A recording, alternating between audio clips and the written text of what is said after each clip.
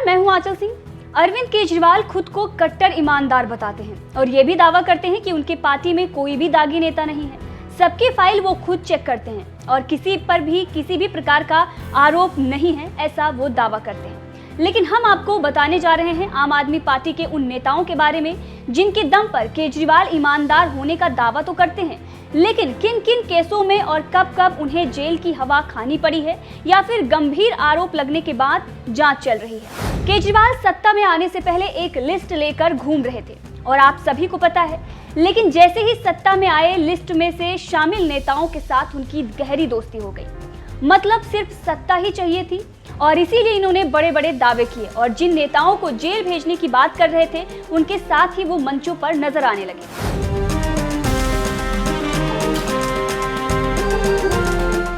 अब केजरीवाल के उन नेताओं की भी बात कर लेते हैं जो कट्टर ईमानदार तो नहीं, लेकिन हाँ, भ्रष्ट और दंगाई जरूर हैं। साल 2015 से 2020 तक नेताओं की लिस्ट पर नजर डालते हैं। सबसे पहले बात करते हैं साल 2015 की। साल 2015 और नेता का नाम है जितेंद्र सिंह तोमर। साल 2015 में विधानसभा चुनाव के लिए जितेंद्र सिंह तोमर नामांकन पत्र दाखिल करते हैं और उसमें ये दावा करते हैं कि उन्होंने बिहार के तिलका मांझी विश्वविद्यालय के VNS लॉ कॉलेज मुंगेर से लॉ की डिग्री ली थी और वो डिग्री बाद में फर्जी पाई गई।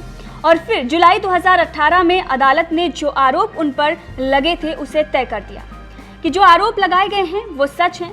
अब अरविंद केजरीवाल जो कट्टर ईमानदार होने का दावा कर रहे हैं वो कुछ भी इस मामले पर नहीं बोल पाते हैं क्योंकि केजरीवाल सिर्फ और सिर्फ लोगों को बेवकूफ बनाने के लिए ये दावा कर रहे थे। इसके साथ ही आपको बता दें कि केजरीवाल जो ये कहते थे कि हमने अपने सारे उम्मीदवार की जांच करा रखी है, अगर उन्होंने जांच करा रखी होती तो ये बात उन्हें पहले पता चल जाती।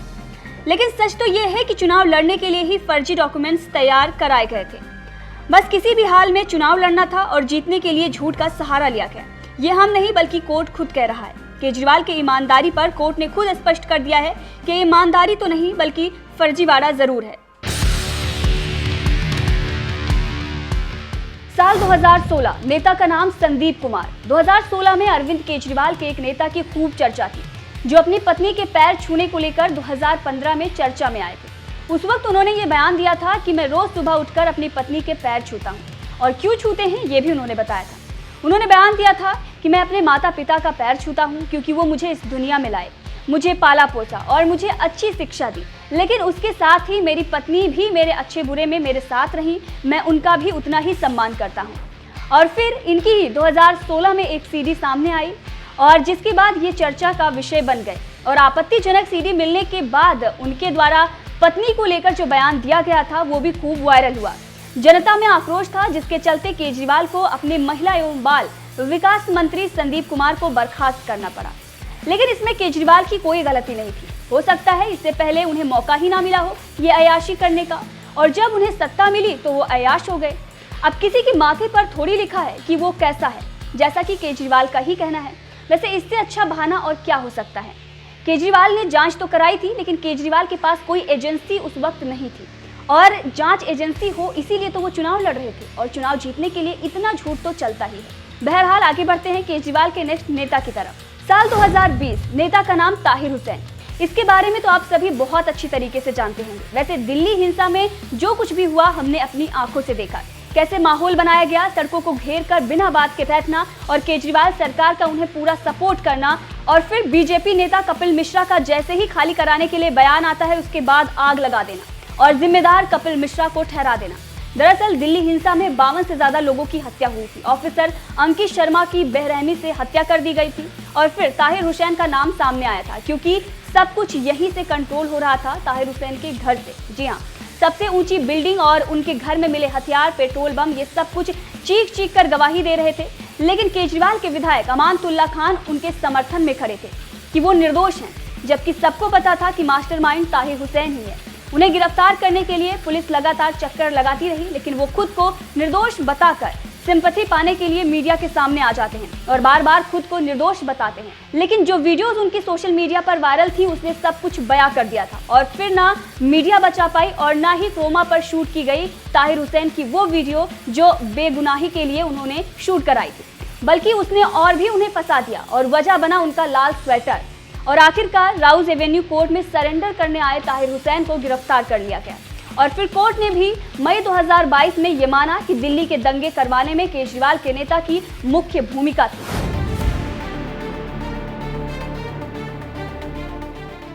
साल 2022, नेता का नाम निशा सिंह। गुरुग्राम से आम आदमी पार्टी की पूर्व पार्षद निशा सिंह को तो आप बहुत अच्छी तरीके से जानते होंगे, जिन्होंने लंदन से एमबीए किया था और फिर गूगल की जॉब छोड़ दी थी, जिसके बाद खूब चर्चा हुई थी। लेकिन राजनीति में आने के बाद इन्होंने ऐसा कमाल किया कि इन्हें 7 साल की सजा हो गई। जी हाँ, जेल भी जाना पड़ा और 10,000 का जुर्माना भी इन पर लगा। मामला क्या था, इस पर बात करते हैं।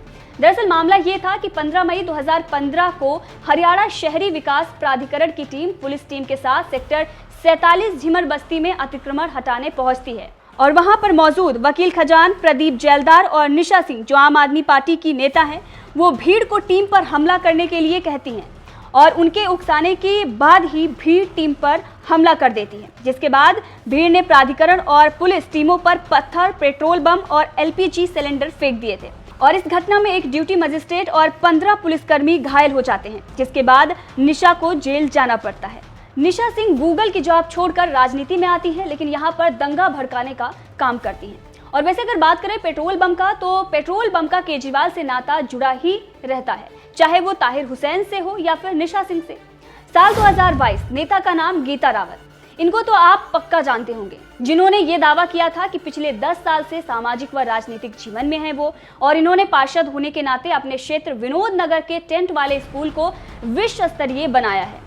इसमें स्विमिंग पूल भी बनाया गया है, पार्कों को बहुत अच्छा किया गया है। पूरे विनोद नगर में सीवर पानी सड़क का सबसे बेहतर कार्य हुआ है और उन्हें सीबीआई ने गिरफ्तार कर लिया है सिर्फ और सिर्फ बदला लेने के लिए।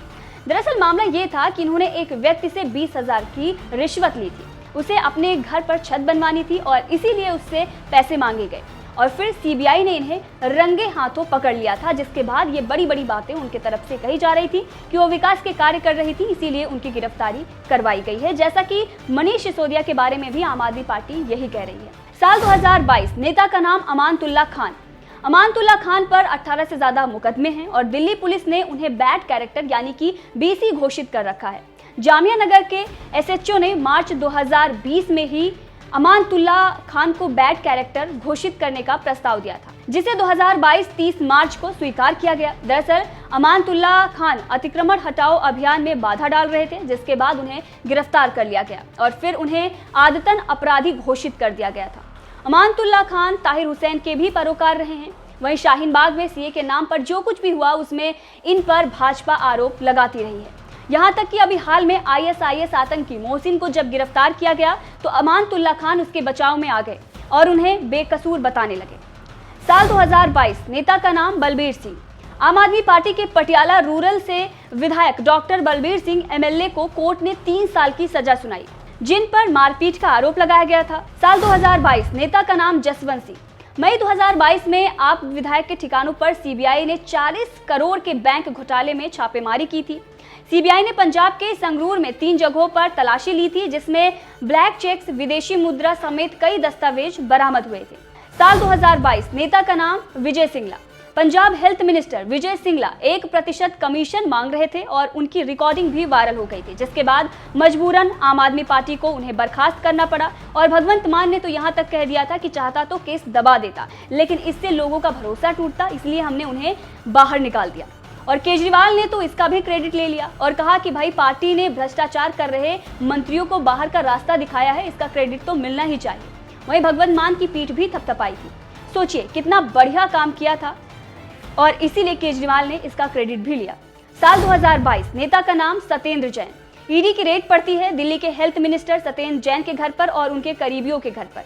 कैश और सोना बरामद होता है और जब वो जेल जाते हैं, जेल में उनसे पूछताछ होती है, तब उनके द्वारा ये बताया जाता है कि उनकी याददाश्त चली गई है। जब से कोरोना हुआ है तब से उन्हें कुछ याद नहीं।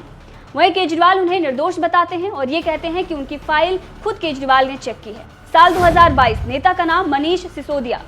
इनका नाम तो आप सभी जानते हैं और मामला आपको पता ही है। मामला चल रहा है, शिक्षा मंत्री हैं लेकिन फंसे हैं शराब घोटाले में और पूरी आम आदमी पार्टी मीडिया मैनेजमेंट में लगी हुई है। लेकिन देखना ये होगा कि क्या मीडिया मैनेजमेंट उन्हें बचा पाता है या फिर नहीं, क्योंकि सीबीआई ने शिकंजा कस दिया है, लगातार खुलासे हो रहे हैं। बहरहाल इस खबर को लेकर आपका क्या कहना है कमेंट करके जरूर बताइएगा और मनीष सिसोदिया का जो भी मामला है इसके बारे में आप क्या सोचते हैं कमेंट करके बताइए। जो न्यूयॉर्क टाइम्स में इनकी खबर आई है उसके बारे में भी कमेंट करके जरूर बताइएगा।